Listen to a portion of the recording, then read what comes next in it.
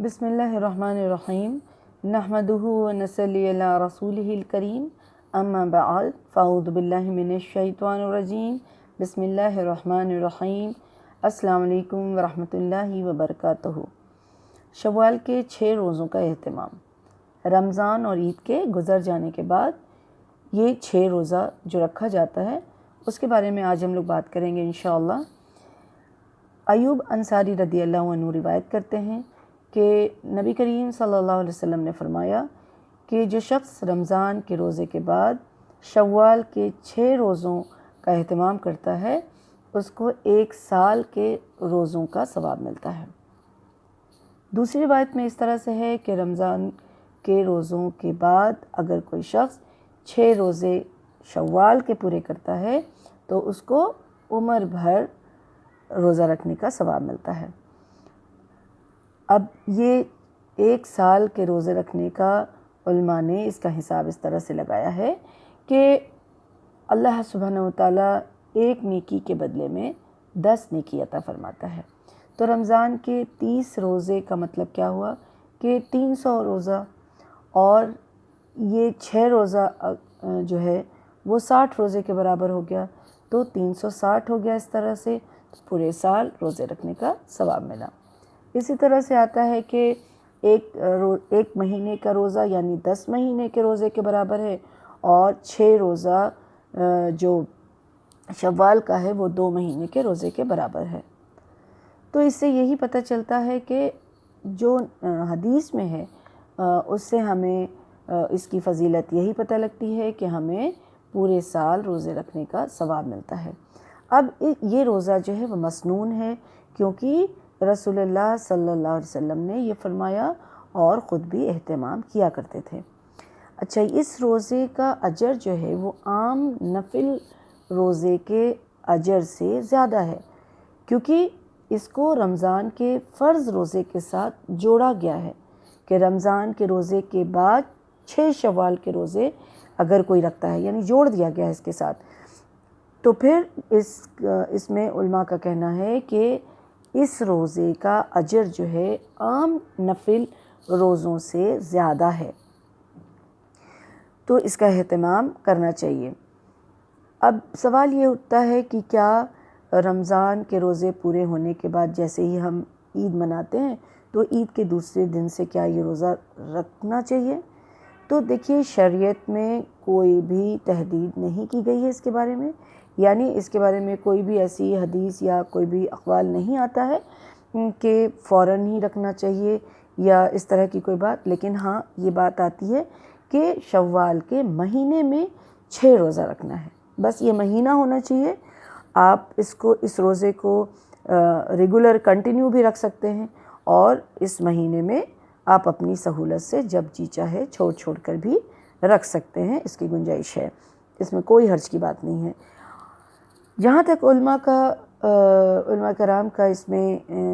قول ہے، وہ یہ فرماتے ہیں کہ جو فوراً اگر رکھ لیتا ہے تو اس کے ایمان کی قوی اور صحیح ہونے کی نشانی ہے۔ یعنی ایمان والے کا تقاضا کیا ہوتا ہے؟ جو ایمان والا شخص ہے وہ چاہتا ہے یہی کہ وہ نیکی میں یا نیک عمل کرنے میں جلدی کرے، تو نیک عمل کرنے میں جلدی کرے تو یہ بھی نیک عمل ہے، تو خیر کی طرف جھکاؤ جس کا ہوتا ہے وہ فوراً رکھ لیتا ہے۔ تو بہتر یہی ہے کہ فوراً ہی رکھ لینا چاہیے، لیکن اگر کوئی اس مہینے میں رکھتا ہے کبھی بھی رکھ لے تو انشاءاللہ وہ بھی اجر کا ہی مستحق ہے۔ اب اہم سوال یہ ہے، خاص کر کے خواتین اس میں ہمیشہ ہی کنفیوز رہتی ہیں کہ رمضان کے جو چھوٹے ہوئے روزے ہوتے ہیں پہلے اس کو پورا کیا جائے یا پھر اس روزے کو پورا کیا جائے، شوال کے روزے رکھا جائے یا رمضان کے چھوٹے ہوئے روزے رکھا جائے۔ تو دیکھیے، رمضان کے چھوٹے ہوئے روزے جو ہیں وہ ہم دوسرے رمضان کے آنے سے پہلے تک رکھ سکتے ہیں، یہ گنجائش پائی جاتی ہے۔ اور چونکہ ہمیں عائشہ رضی اللہ عنہ کے حدیث سے یہ بات پتہ چلتی ہے کہ وہ فرماتی ہیں کہ میرے رمضان کے چھٹے ہوئے روزے جو رہتے تھے وہ میں شعبان میں رکھ پاتی تھی، مطلب کہ دوسرے رمضان کے آنے سے پہلے والے مہینے میں شعبان میں ہی رکھ پاتی تھی، کیونکہ رسول اللہ صلی اللہ علیہ وسلم اس مہینے میں کثرت سے روزہ رکھا کرتے تھے۔ تو اس سے ہمیں اس چیز کی دلیل ملتی ہے کہ دوسرا رمضان آنے سے پہلے تک ہم چھوٹے ہوئے روزے کو پورا کر لیں۔ تو اب یہ بالکل کلیئر ہے کہ اور یہ جو ٹائم ہے شوال کا، تو وہ تو شوال کا 1 مہینہ ہی ہے ہمارے پاس، تو یہ تو مہینہ گزر جائے گا، تو اس لیے اس شوال کے روزے کو پہلے رکھ لینا چاہیے،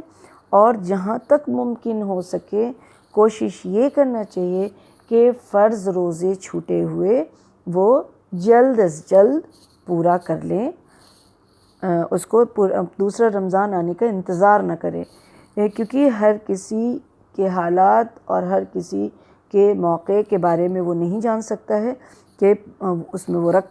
پائے گا یا نہیں رکھ پائے گا۔ تو چونکہ یہ فرض ہے اور اس کو رکھنا ضروری ہے، جس طرح سے رمضان میں رکھنا فرض ہے اور ضروری ہے، اسی طرح سے چھوٹے ہوئے روزے بھی جو ہیں وہ فرض ہے تو ضروری ہے وہ رکھنا،